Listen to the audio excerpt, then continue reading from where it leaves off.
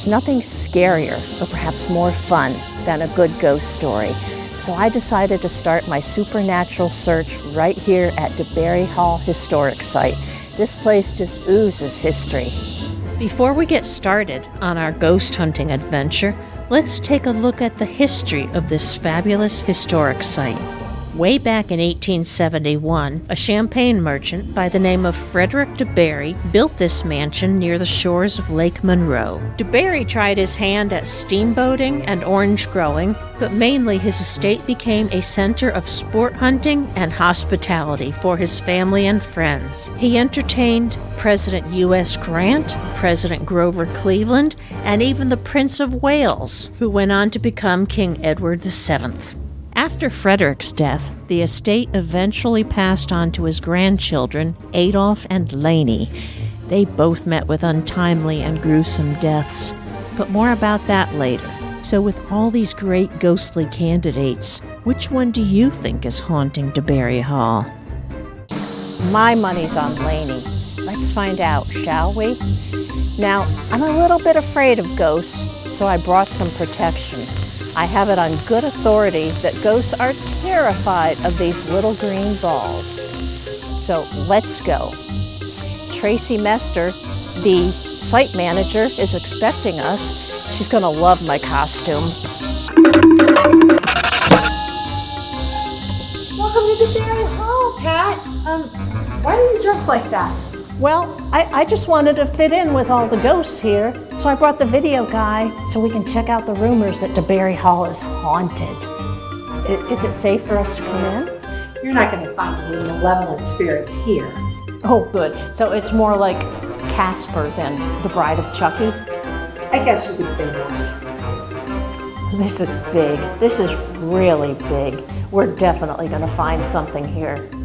Come on into the library, Pat. This is where Frederick DeBary spent much of his time relaxing with his dogs. And this is a portrait of his great-granddaughter, Laney. Oh, she's beautiful.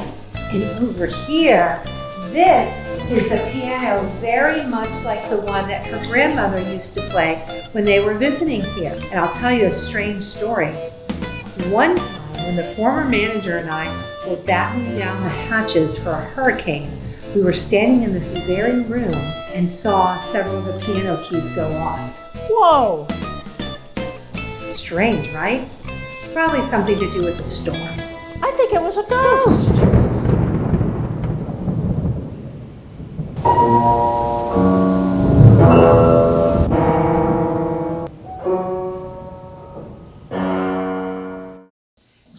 This is Lisa Perez, our education coordinator. Oh boy, hi Lisa. Hi Pat, it's so nice to meet you. Yes, you too. So do you have some more cool ghost stories to share with us? Yeah, absolutely. Come with us. Pat, behave yourself. Now Pat, keep in mind, this home is 150 years old, so it does creak and groan. However, in the 1970s, an Orlando Sentinel reporter named Dorothy Madley held a seance here. She reported that the attendees had supernatural experiences.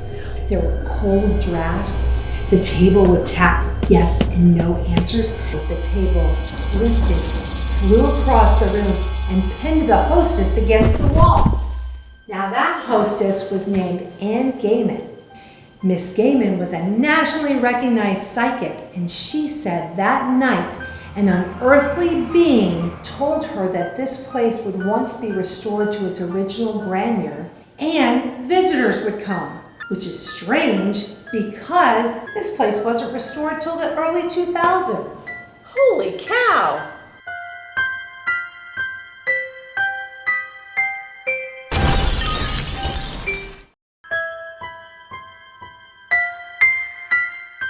All right, Pat, we're about to go upstairs.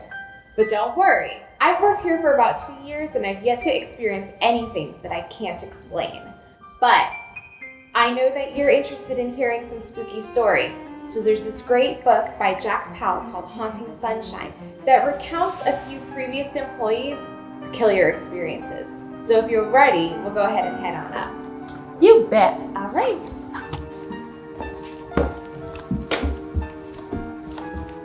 So Pat, a couple years ago, there was a Volusia County Parks and Recreation employee that was working on the grounds, trimming all of the trees, and he looked up and he saw a teenage girl in the second-story window, and she was wearing this long, dark coat, as dark as her hair, and she was pacing back and forth between the rooms. He could see her in the window until all of a sudden, she vanished. No kidding. I know. So then, a couple days later, he was back on the grounds.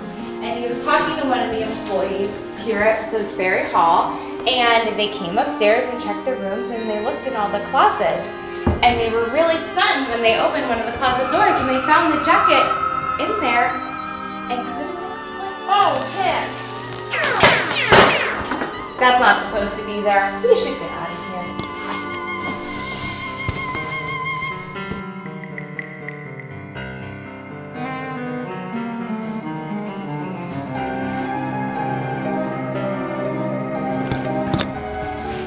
So Pat, this is the master bedroom.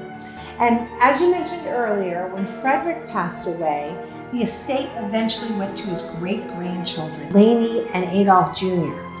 Sadly, Adolph Jr. was killed at the young age of 23. He was a recent Harvard graduate. He was on his way home from New York, and he stopped at a roadside cafe to get a sandwich. He was struck down crossing the street. Oh no. He only lived about 4 hours after the crash. So after his death, this estate went to Laney. Let me show you her dressing room. I'm sticking with you.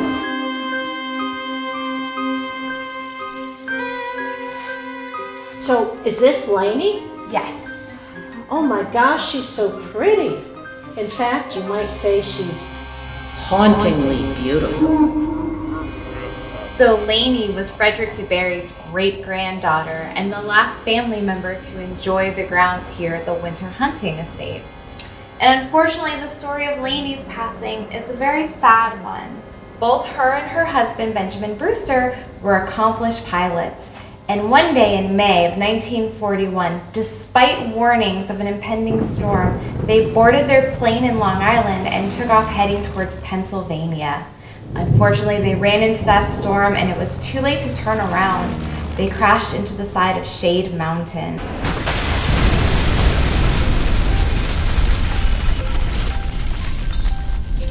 The death certificate lists a fractured skull and internal injuries and instant death. Neither her or her husband survived the flight. Oh, how dreadful. She was just 31 at the time and had no children, and that ended the DeBary line here. So, do you think she's the one who's haunting DeBary Hall? Well, Pat, I'm not sure if we have any spirits lurking around here, but if we do, I'm sure they're friendly ones, because this was really a place for rest and relaxation. I wanted a ghost.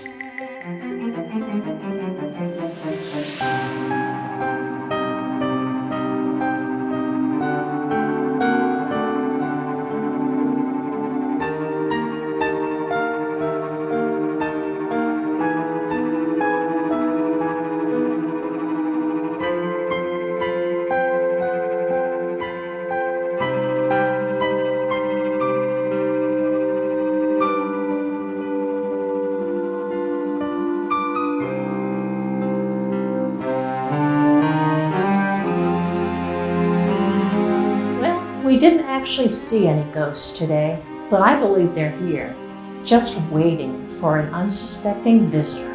Now, if you're a ghost hunter like me, or if you just want to take a stroll through history, plan a day trip to DeBary Hall. It's open every day but Monday. I'm Pat Kewen.